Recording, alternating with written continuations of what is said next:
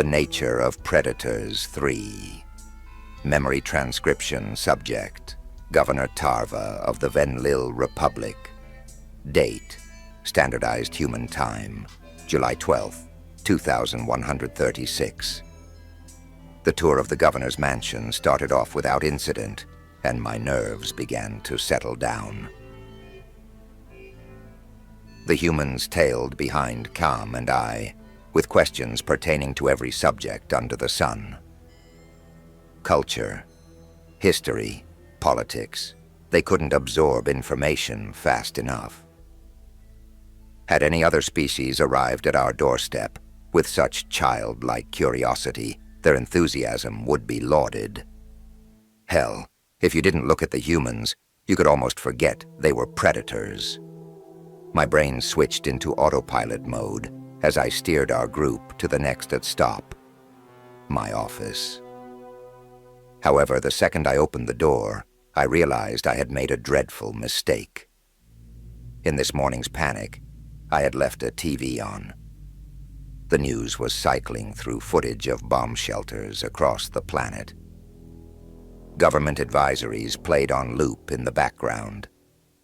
They were speaking rather candidly about the humans' foray and the likelihood of mass casualties.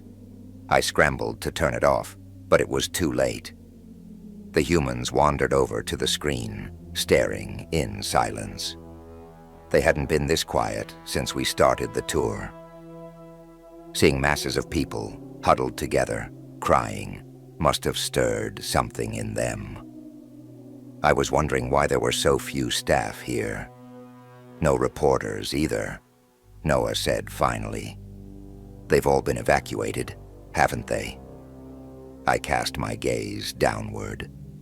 Yes, you thought we were here to attack you.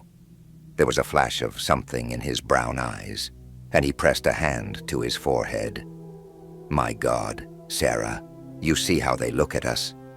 I think they still believe that. Is that true, Tarva? Sarah asked. What do you think is our purpose? Panic fluttered in my chest. There was no way to formulate a convincing reply. I took a few steps back, eyeing the humans warily. To deny the accusation would be to discount their intelligence. They would see right through any further deception.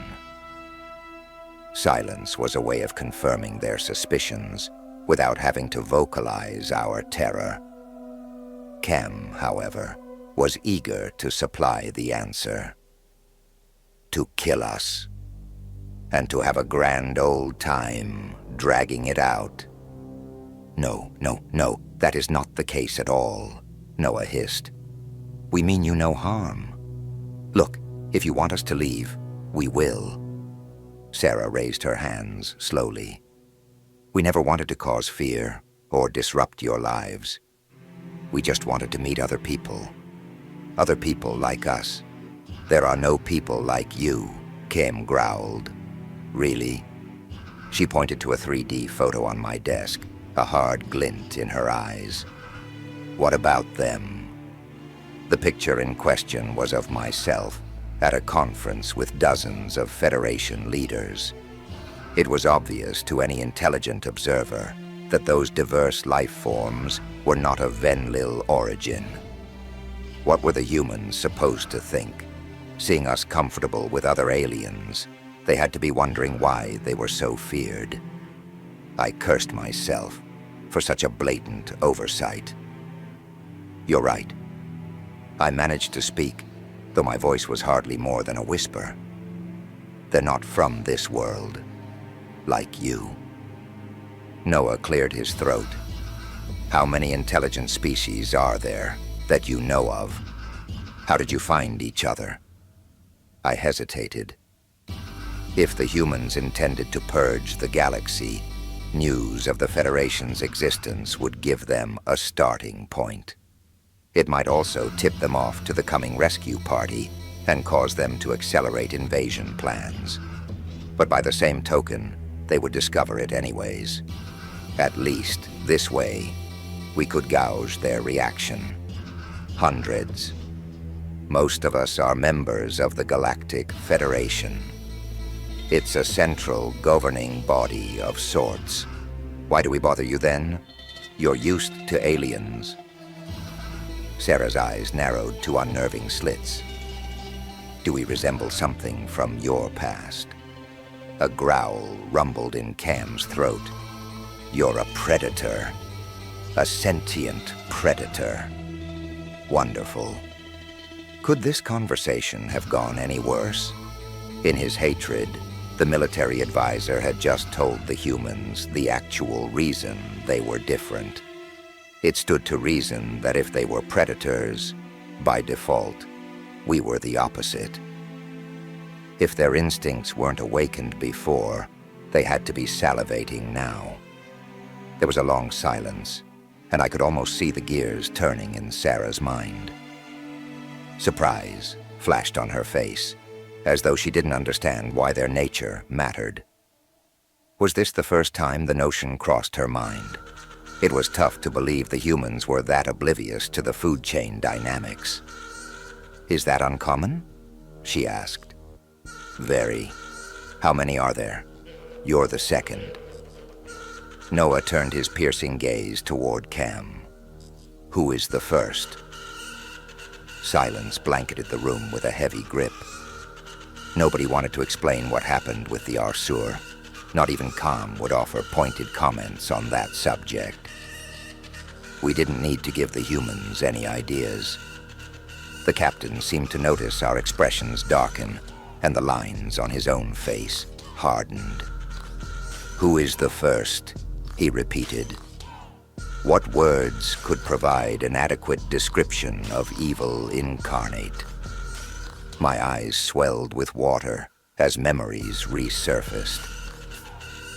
My father, captured alive on the war front, shipped back piece by piece. The day the Arksur launched a gas attack against my daughter's school and left her brain dead. The slave pens, the irradiated worlds, the Venlil kept as cattle. I buried my head in my paws, trying to hide the tears. Showing such weakness in front of the humans was the worst thing I could do. This species, for all its refined words, was cut from the same cloth as our oppressors. If they saw the extent of our pain, it would be weaponized down the road. Noah's eyes widened, and my heart sank in my chest. The observant visitor had noticed my emotional lapse and seemed to be debating his next action. After a moment's thought, he shuffled closer to me. Every instinct screamed at me to back away, but my paws refused to budge. As the predator reached out with a meaty paw, I waited for him to strike me. My mind was braced for taunting, torture, or whatever else it may come. Instead, he gently placed an appendage on my shoulder. Whatever they did, we're not like that. We're not going to hurt you, okay? Something seemed to snap in my soul, like a series of cracks spreading through a dam. Raw emotion and poured through my psyche, and I broke down, sobbing uncontrollably. Noah pulled me closer to him, stroking my head in a soothing manner. His embrace was warm, soft, and delicate, yet I could feel the strength in his arms. There was a silent promise of safety in his grasp. He released me after a few seconds and wiped a tear off of my face. Cam's jaw looked like it was about to fall off. It was rare to see the general left speechless, but I understood why. Kindness was antithetical to the nature of a predator. He couldn't believe his eyes. For the first time since the humans appeared, I considered that they might be benevolent. They had to feel empathy to understand how to comfort someone, after all. A decision cemented itself in my mind. I couldn't allow innocent people to die simply because of their appearance. The predators might be a threat, but we had judged them based on preconceived notions. "I believe you, Noah," I sniffled. "I'm sorry. That's the first time you've said my name." The human turned his head away, hiding a smile. "Either of our names." I chuckled. "Be better late than never. Cam, rescind the planetary distress signal." "I can't do that, ma'am," the advisor said. "I wasn't asking your opinion." "That was an order," I snapped. "For Star's sake, I'll do it myself." "You don't understand. The Federation is already here. They're hailing us now." A string of curses escaped my lips, and the humans tilted their heads in confusion. I tried to imagine how the poor saps felt. A few hours ago, they hadn't even known extraterrestrial life existed. Now they learned of a galactic community, one that hated them without provocation. They were taking the news in stride, but it had to be overwhelming. Unfortunately, I still had one more bombshell to drop on them. How terrifying would it be, as guests on another world, to have warships arrive hell-bent on killing you? "Wait, why is that bad?" Noah asked. "I thought the Federation are your friends." I avoided his gaze. "They came because we set off a distress signal. They're expecting a fight." "I see. Well, why don't we talk to them and explain that it was a misunderstanding? Once they know that we're peaceful." "No. I appreciate the thought, but the second they see your—" I waved a paw in the general vicinity of my mouth and eyes. "They won't listen to a word you say. They'll want you dead. Or worse," I added to myself. "Right," the human muttered. "So, I'm sorry about all this, really." I scratched my chin, trying to think. "I'll try to drive them off. Just stay out of sight and let me do the talking. Okay?" Noah nodded. "Got it." I took a deep breath. Despite their repulsive appearance, the humans' actions exuded such a genuine kindness. They were strangely charming when you sensed the person beneath the monster. If anything happened to Noah and Sarah, the responsibility fell on my shoulders. To think minutes ago, I had been hoping for the Federation to swoop in and save us. Now, my only objective was to save the lives of two predators.